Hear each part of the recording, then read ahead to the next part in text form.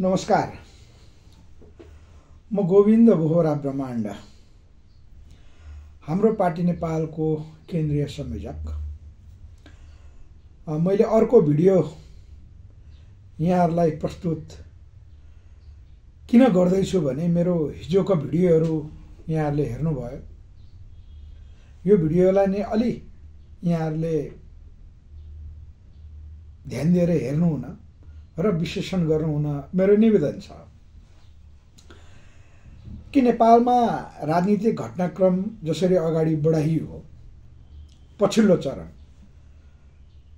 विशेष गरी 15 गतेको चैत्र 15 गतेको तिनकुने घटनाक्रम, राजनीतिक आवरणमा घटाइएको घटनाक्रम र हिजो चैत्र 30 गते वीरगञ्जमा एउटा मूर्ति परिक्रमा गराउने क्रममा जुन एउटा मुस्लिम समुदाय र हिन्दू समुदाय बीच एउटा कृत्रिम खालको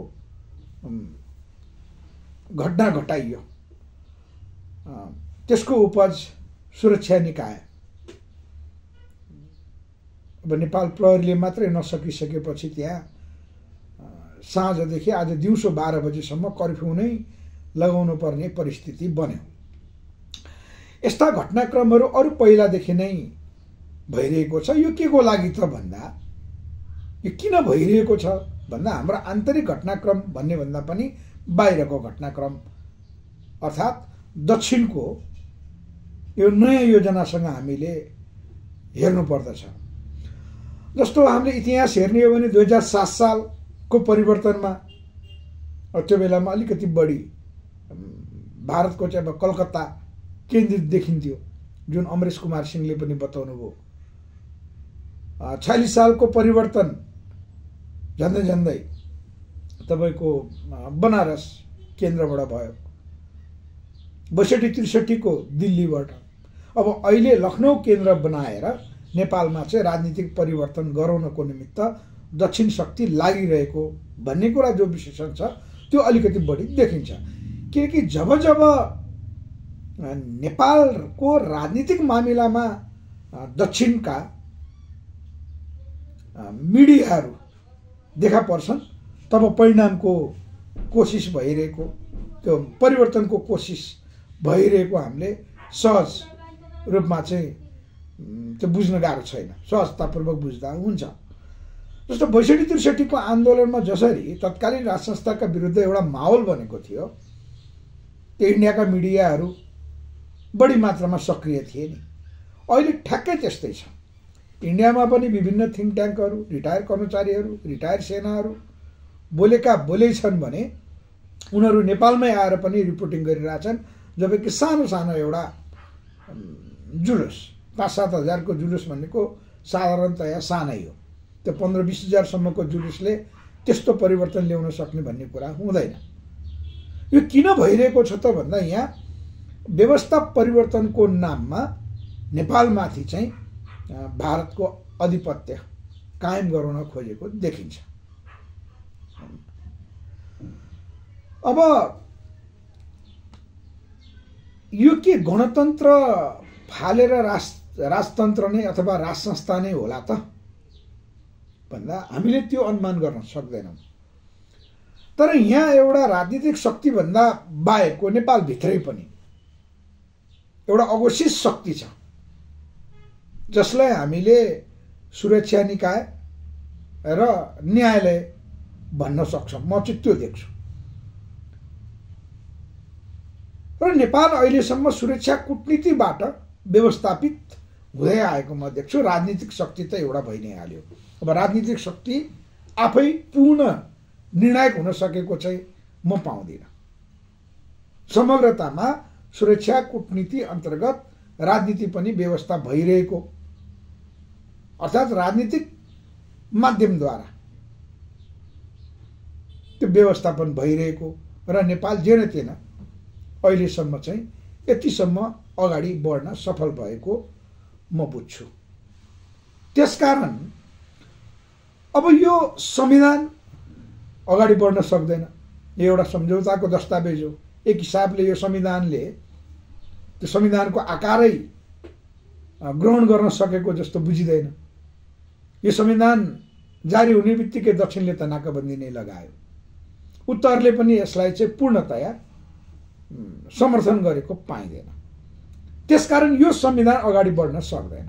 अझ मैले के भन्छु भने नेपाल एउटा चीन र भारतको बीचमा रहेको 1,47,100 कति 81 भन्दा अहिले 84 वर्ग किलोमिटर कति पुगेको छ।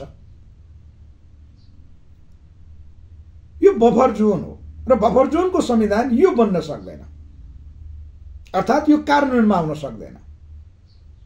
यो किन कार्यान्वयनमा आएन भन्ने कुरा त यो संविधान जारी भएको 10 वर्ष पुगिसक्दा पनि 10 वर्ष त लाग्यो, कानुन बन्न सकेन, संघीय कानुनै बन्न सकेन, संघीय प्रहरी ऐनै बन्न सकेन, त्यसपछि प्रान्तीय प्रहरी ऐन त बन्न सक्ने कुरा भएन, निजामती कर्मचारी ऐन बन्न सकेन, निर्वाचन प्रणाली जुन तौर तरिका हामीले अहिलेसम्म प्रयोग गर्दै आएका छौँ र निर्वाचन प्रणाली अपनायौँ, यसले स्थिर शासन व्यवस्था पनि दिन सक्दैन भन्ने कुरा त कांग्रेस एमाले माओवादी नै जो संविधानको जारी पक्षले नै स्वीकारिसके।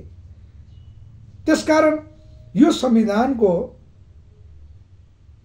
एउटा जन्मदाता मुख्य पार्टी माओवादीले नै यसलाई प्रचण्डजीले विशेष गरी माओवादी पार्टी भन्नाले प्रचण्डजीले अलि पहिला यो संविधानलाई पुनरावलोकन गर्नुपर्छ भन्नुभयो, अर्थात् यसलाई सबभन्दा पहिला समीक्षा गरौँ अनि पुनर्लेखन गर्ने भन्नुभयो, अथवा सुधारमा जानुपर्छ भन्नुभयो।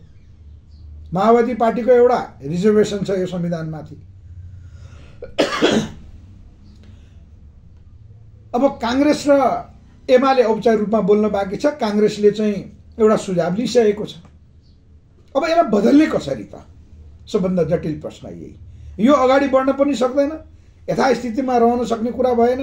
आम नागरिकको अपेक्षा एकातिर छ, जसको उपज गरिबी बढ्दो भयो, बेरोजगार बढ्दो भयो, भ्रष्टाचार बढेको बढै छ, सुशासन काहीँ पनि छैन भन्दा जनता चौतर्फी निराश।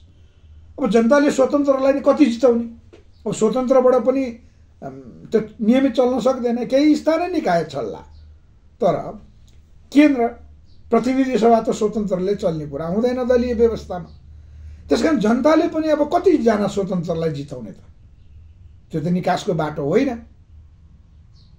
त्यसकारण यसलाई सुधार गर्नै पर्ने बाध्यता दलहरूमाथि आइपरेको देखिन्छ, जसको प्रत्यक्ष रूपमा भाइफुटे गवार लुटे नेपाल जति जति कमजोर हुन्छ, नेपालको दक्षिण शक्तिले नेपालमाथि त्यति चाहिँ आफ्नो स्वार्थ पुरा गर्नको निमित्त चाहिँ सम्झौता गराउने गर्छ।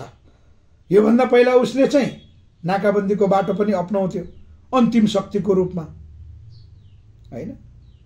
त्यो नाकाबन्दी नलगाइकन चाहिँ उसले नेपाललाई त गराउन सक्दैन थियो, किनकि नेपाल आफै स्वतन्त्र रूपले अगाडि बढ्न खोज्दाखेरिको परिणाम त्यही हो। 4 पल्टको नाकाबन्दी लाग्यो भने अहिले चाहिँ नेपालमा एउटा सुधारको बाटो कांग्रेस एमाले माओवादी लगायतका मेजर पार्टीहरू सुधारको बाटोमा अगाडि जान पर्ने एउटा निर्णयमा पुग्न खोज्दाखेरि त्यो छलफल घनीभूत चल्दाखेरि चाहिँ दक्षिण शक्तिले जो एउटा हत्कण्डा अपनाएको छ त्यसको रूप साम्प्रदायिक रूप देखा पर्छ। हिजोको वीरगञ्जको घटना त्यही नै हो। त्यसकारण नेपालमाथि सदाको लागि आफ्नो नियन्त्रणमा राख्नको निमित्त जो दक्षिण शक्तिले आफ्नो बल प्रयोग गर्छ, अहिलेको स्थिति त्यही हो।